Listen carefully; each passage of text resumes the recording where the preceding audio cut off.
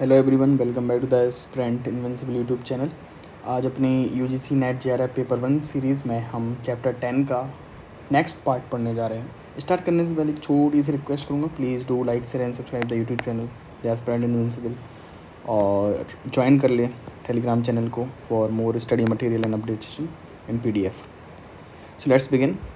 आज हम पढ़ेंगे professional, technical and skill based education के बारे में। सबसे पहले बात करते हैं प्रोफेशनल एजुकेशन इन इंडिया। तो प्रोफेशनल एजुकेशन होती क्या है? तो प्रोफेशनल एजुकेशन सिंपली एक ऐसा कोर्स है, ऐसी डिग्री है, ऐसी पढ़ाई है जहाँ पर आपको ट्रेनिंग दी जाती है, पढ़ाई कराई जाती है, आपकी एबिलिटी बढ़ सके, आपकी योग्यता बढ़ सके, ताकि आप आसानी से एम्प्लॉयमेंट कर सकें, एम्प्लॉयमेंट जनरेट कर सकें, एम्प्लॉयमेंट ऑब्टेन कर सकें। Simple, that is professional education. एक प्रैक्टिकल नॉलेज और थ्योरेटिकल नॉलेज के थ्रू आपकी एबिलिटी को इन्हेंस किया जाता है। प्रोफेशनल डिग्री बच्चों को प्रिपेयर करता है ताकि वो अपने करियर में एक स्पेसिफाइड फील्ड में जाके काम कर सकें। फॉर एग्जांपल लॉ, तो LLB LLM आप लॉ में जाओगे। टेक्निकल जाना है तो BTech कर लीजिए। मैनेजमेंट में जाना है तो MBA कर लीजिए। These are professional degree. Now what are the objectives of the professional degree? तो ऑब्जेक्टिव्स क्या है प्रोफेशनल डिग्री के? सबसे पहले है आपकी कॉम्पिटेंसी लेवल को इम्प्रूव करना। कॉम्पिटेंसी लेवल क्या होती है? आपकी योग्यता, आपकी क्षमता को बढ़ाना। Second is perpetual competency growth and development. आपकी ओवरऑल डेवलपमेंट हो, आपकी जो योग्यता है, एबिलिटी है, आपकी एप्टीट्यूड है, इसके बारे में इसको बढ़ावा मिले। Next is clear understanding and application clarity होनी चाहिए। किसी भी कॉन्सेप्ट का अंडरस्टैंडिंग क्लियर हो और उस कॉन्सेप्ट को रियल लाइफ में किस तरीके से अप्लाई करेंगे, इस पर फोकस होता है प्रोफेशनल डिग्री का। सिंपल एग्जाम्पल के लिए एजुकेशन फील्ड में प्रोफेशनल डिग्री है B.Ed है, M.Ed है। मेडिसिन फील्ड में MBBS है, M.Ed है, MS है। मैनेजमेंट फील्ड में MBA है। लॉ की फील्ड में LLB और LLM है। Simple. Next is UGC also encourages professional courses in private university as well. सब कुछ प्रोफेशनल बॉडीज़ हैं इंडिया में, उनके बारे में जान लेते हैं। For example Indian science Congress association Kolkata में है। आपका Indian national science academy new Delhi में है। साइंस एकेडमी न्यू दिल्ली और साइंस कांग्रेस एसोसिएशन कोलकाता में है। Medical council of India new Delhi, rehabilitation council of India new Delhi, bar council of India new Delhi, council of architecture new Delhi. तो जो न्यू दिल्ली में है उनको एक साइड में लिखकर याद कर लो, ये सारी की सारी न्यू दिल्ली में है। जो नहीं है न्यू दिल्ली में उसको याद करना बहुत ज़्यादा ज़रूरी है, आप एलिमिनेशन से आंसर पर पहुंच सकते हो। नेक्स्ट इज़ टेक्निकल एजुकेशन के बारे में। अभी टेक्निकल एजुकेशन क्या होगी? तो एक ऐसा एजुकेशन सिस्टम, एक ऐसा क्यूरिकुलम प्रोग्राम, ट्रेनिंग, जहाँ पर आपके एकेडमिक और वोकेशनल प्रिपरेशन कराई जाती है। आपको एकेडमिक के साथ साथ वोकेशनल प्रिपरेशन भी कराई जाती है ताकि स्टूडेंट जो है ऑक्यूपेशन के लिए रेडी हो सके। यहाँ पर अप्लाइड साइंस और मॉडर्न टेक्नोलॉजी का यूज़ बहुत ज़्यादा होता है। फोकस कहाँ पर रहता है इस पर? Understanding as well as the practical application of basic science and mathematics. तो आप जो भी पढ़ रहे हो बेसिक साइंस और मैथमेटिक्स का, आप प्रैक्टिकल लाइफ में एग्जाम्पल यूज़ कर सकें, उसको अंडरस्टैंड कर सकें, इस पे फोकस होता है टेक्निकल नॉलेज का। टेक्निकल है, that is why basic science and mathematics. Professional degree के अंदर टेक्निकल एजुकेशन भी आती है, टेक्निकल डिग्रीज भी आती हैं, लेकिन और भी डिग्री आती हैं जो प्रोफेशनल हैं लेकिन टेक्निकल नहीं है। Next is for example diploma हो गया, BTech हो गया, M.Tech हो गया। These are technical degree. Bharat का पहला इंजीनियरिंग कॉलेज यूपी में खुला था 1847 में, रुड़की में, जो आज IIT रुड़की के नाम से जाना जाता है। Next, regulating body for technical education. Technical education के लिए कुछ रेगुलेटिंग बॉडी है ना, कुछ तो बॉडी होगी, कुछ एजेंसी होगी जो मेंटेन करेगी, देखेगी, ऑडिट करेगी टेक्निकल इंस्टीट्यूशंस को। तो वो है all India council of technical education, AICTE, जो एपेक्स एडवाइजरी बॉडी है टेक्निकल एजुकेशन की फील्ड में, जो 1945 में एस्टेब्लाइज हुई, जिसका हेडक्वार्टर न्यू दिल्ली में है। इसके रीजनल ऑफिस भी हैं। फॉर एग्जांपल बेंगलोर है, भोपाल में है, चंडीगढ़ में है, मुंबई में है, Kanpur, Kolkata, Chennai. These are the regional office. आपके एग्जाम में डायरेक्ट क्वेश्चन पूछ लिया जा सकता है, तो याद जरूर से करें। सेंट्रली फंडेड इंस्टीट्यूशंस कुछ अगर most important centrally funded institutions हैं वो है IITs 23 हैं जो नंबर में अराउंड, IITs, NITs 31, IIMs 20 हैं, IISc बेंगलोर है, NITTR 4, IISER है हो गया, और अदर इंस्टीट्यूशंस हैं। नेक्स्ट हेडिंग अगर हम देखें, programs for improvement of technical education. Technical education को बढ़ावा देने के लिए, उनको इम्प्रूव करने के लिए कुछ प्रोग्राम्स लॉन्च किए सरकार ने, उनके बारे में जानते हैं। पहला प्रोग्राम है technical education quality improvement program. तो नाम में ही है technical education quality improvement program, TEQIP। 2002 में लॉन्च हुआ, MHRD ने लॉन्च किया है वर्ल्ड बैंक के साथ में मिलकर, फेज्ड मैनर में इम्प्लीमेंट करने के लिए। इसका एम क्या है? एम है सिंपल, टेक्निकल एजुकेशन की क्वालिटी को इम्प्रूव करना है और इंस्टीट्यूशंस की कॉम्पिटेंसी और कैपेसिटी को बढ़ावा देना है, बढ़ाना है। इसका थर्ड फेज़ 2017 में लॉन्च हुआ था, जो कि 2021 में ख़त्म हो चुका है। Next initiative is technical education project 3। तो टेक्निकल एजुकेशन प्रोजेक्ट 3 में हुआ क्या? अपग्रेड करना है पॉलीटेक्निक्स को with the help of world bank. तो इसका एम क्या है? पॉलीटेक्निक को अपग्रेड करना। Next is new education policy. New education policy ने टेक्निकल एजुकेशन को मदर टंग में प्रोवाइड कराने के लिए सिफारिश की है। प्रोफेशनल कोर्सेज़ को भी मदर टंग में देना चाहिए, न्यू एजुकेशन पॉलिसी ने बोला है। और 8th क्लास तक के बच्चों को जितनी भी एजुकेशन प्रोवाइड की जाए वो रीजनल लैंग्वेज में होनी चाहिए। ऐसा किसने बोला है? न्यू एजुकेशन पॉलिसी ने। नेक्स्ट इनिशिएटिव है उच्चतर आविष्कार योजना। उच्चतर आविष्कार यानी इनोवेशन। सो इसका एम क्या है? उच्चतर आविष्कार योजना का एम है इनोवेशन को बढ़ावा देना, हाई ऑर्डर इनोवेशन करवाना देश के अंदर, और जो इंडस्ट्रियल नीड को फुलफ़िल कर सके। To increase the competition edge of Indian manufacturing industries innovation के थ्रू। और इम्प्लीमेंटेशन कैसे होगा? तो इंडस्ट्री और एकेडमिक इंस्टीट्यूशंस आपस में कोलैबोरेशन करके इसका इम्प्लीमेंटेशन करें, उच्चतर आविष्कार योजना का। Next is institutes of eminence scheme. Institutes of eminence scheme के तहत UGC ने 20 इंस्टीट्यूट्स को नॉमिनेट किया है। तो जो इंस्टीट्यूट्स ऑफ एमिनेंस होंगे, यहाँ पर हायर स्टैंडर्ड इंटरनेशनल लेवल के स्टैंडर्ड की एजुकेशन प्रोवाइड की जाएगी। यहाँ पे फैसिलिटी बेहतरीन होंगी, रिसर्च और डेवलपमेंट पे फोकस होगा। नॉमिनेशन की प्रोसेस कैसी होती है? नॉमिनेशन के लिए एक कमेटी बनाई गई है, एम्पावर्ड एक्सपर्ट कमेटी जिसको बोलते हैं। इसके हेड थे N गोपाल स्वामी। तो इस कमेटी ने रिकमेंड किया था नेम्स को, इंस्टीट्यूशंस की नेम्स को। फिर उस नेम के आगे बढ़ाया UGC ने फॉर इंस्टीट्यूट्स ऑफ एमिनेंस। अभी 20 इंस्टीट्यूट्स को रिकॉग्नाइज किया गया है as a IOE, institute of eminence, by UGC। Then comes skill based education.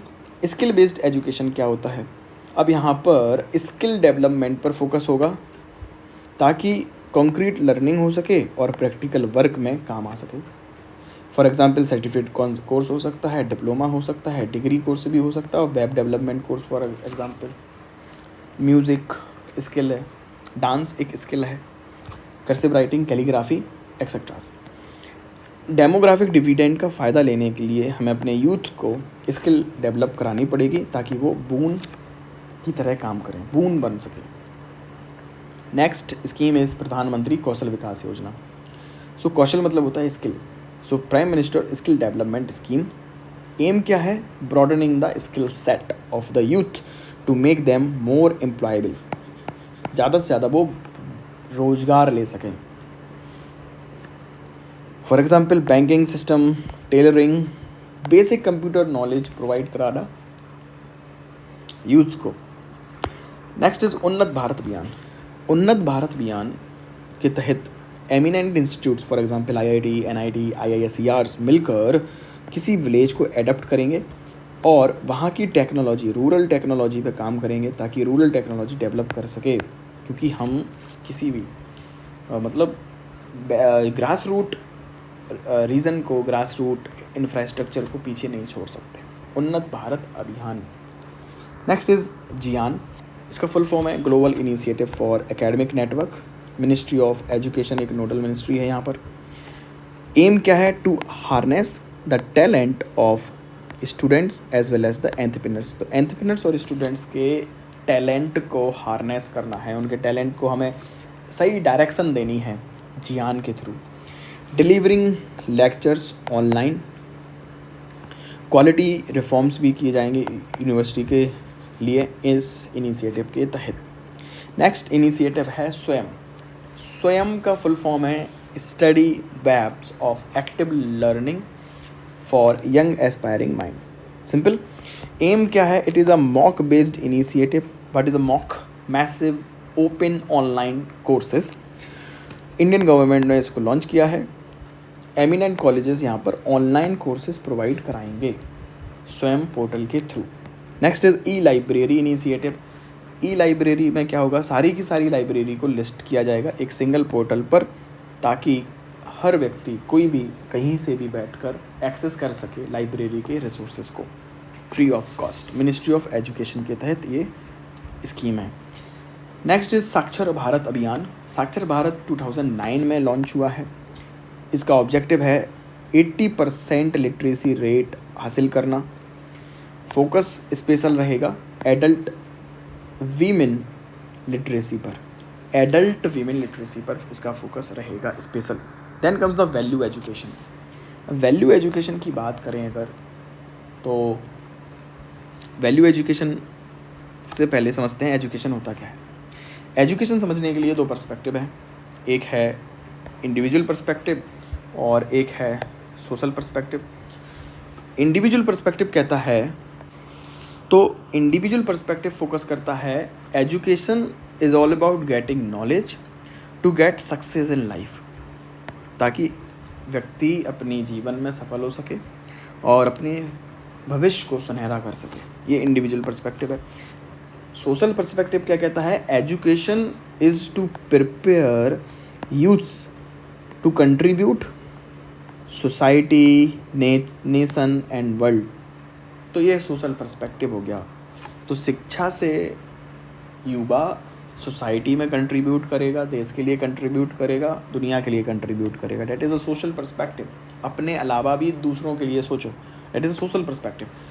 जो इंडिविजुअल पर्सपेक्टिव है वो लोगों के लिए सोचता है, एक व्यक्ति विशेष के लिए। व्यक्ति क्या करेगा? अपने भविष्य में पैसे कमाएगा, सक्सेसफुल हो जाएगा, आगे बढ़ेगा देश आगे। Next is value education. Value education क्या होता है?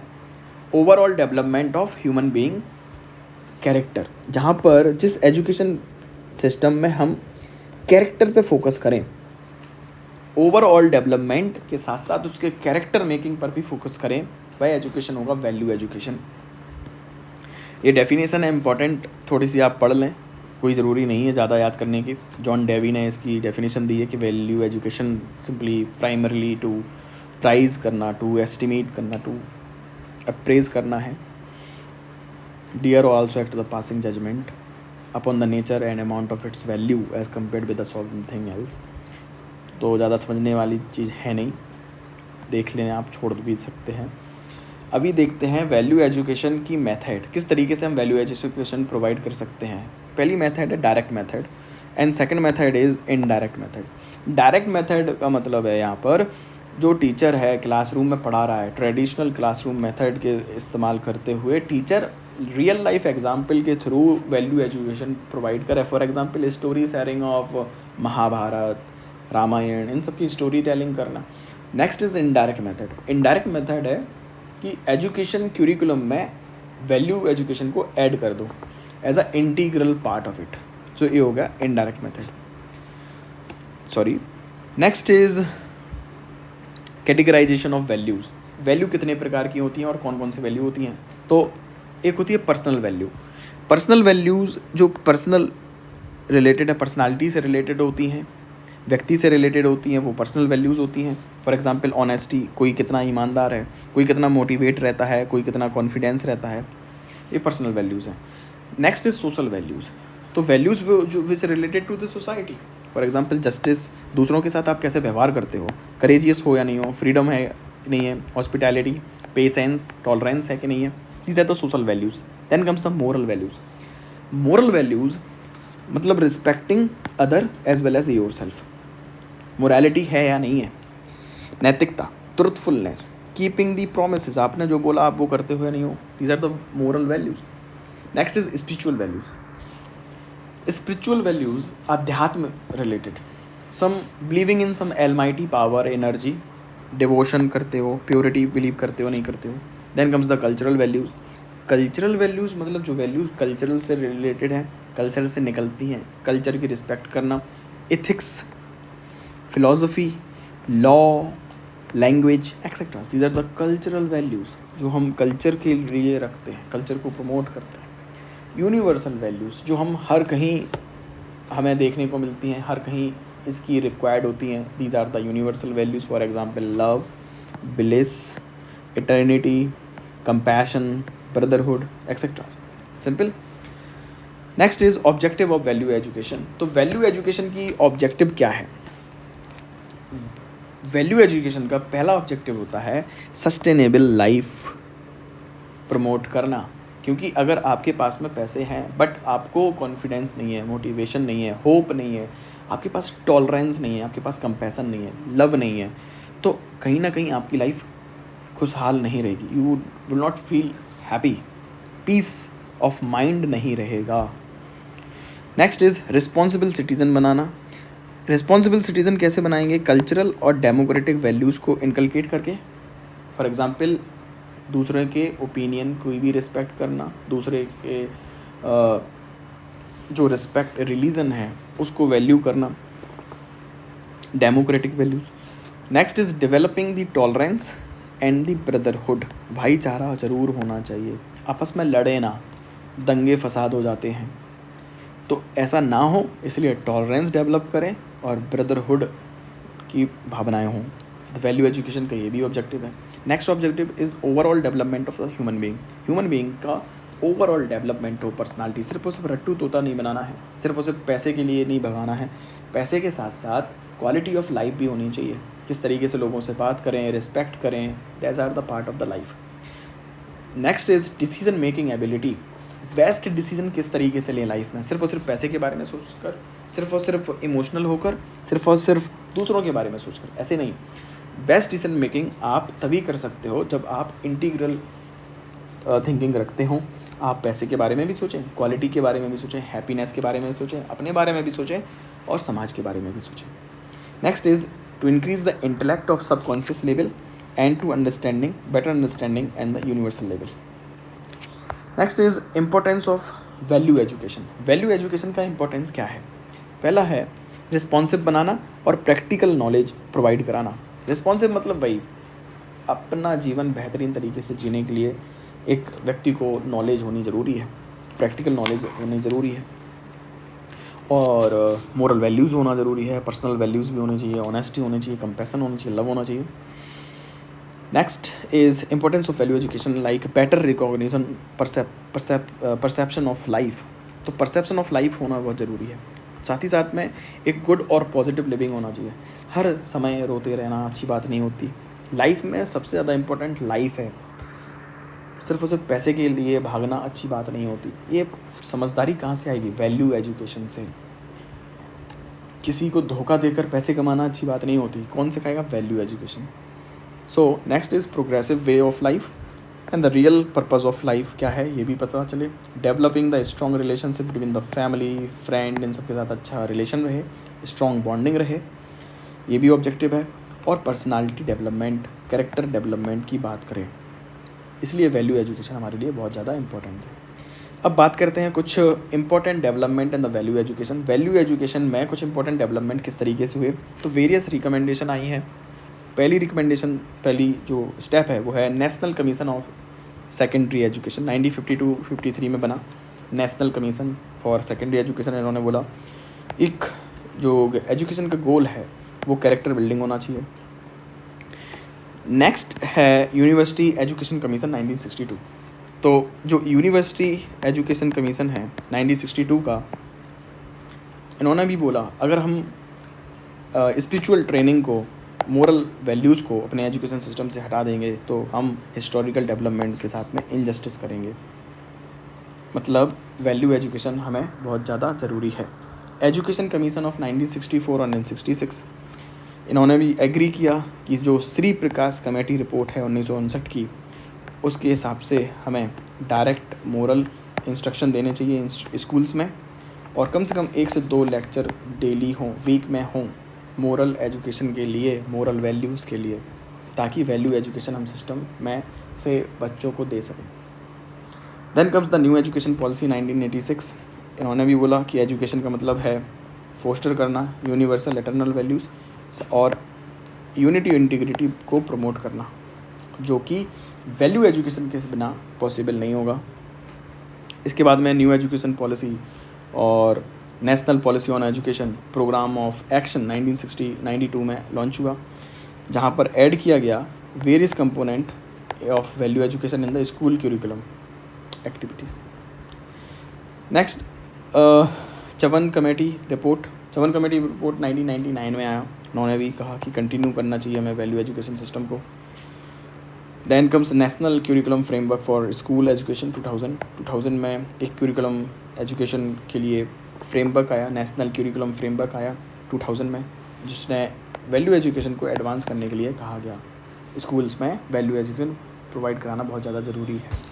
सेम बोला है नेशनल क्यूरिकुलम फ्रेमवर्क 2005, जहाँ पर education is also important for making peace which is a national global concern. जो नेशनल ग्लोबल कंसर्न है, शांति नहीं है, लोगों को खुश नहीं है लोग, तो यहाँ पर वैल्यू एजुकेशन बहुत ज़्यादा ज़रूरी हो जाती है। ऐसा किसने बोला? नेशनल क्यूरिकुलम फ्रेमवर्क 2005 ने भी बोला। सिंपल है। तो आज का लेक्चर हमारा यहाँ तक ख़त्म होता है। आपको चीज़ें अच्छी लगी हों, आपको थोड़ी सी भी हेल्पफुल हो, please do like share subscribe the aspirant university YouTube channel, और इसकी PDF इस टेलीग्राम चैनल से आपको मिल जाएंगे। Please do share and join the Telegram channel, share the video with your friends, और हेल्पफुल हो तो लाइक शेयर एंड सब्सक्राइब ज़रूर करें। Thank you so much, take care, love you all.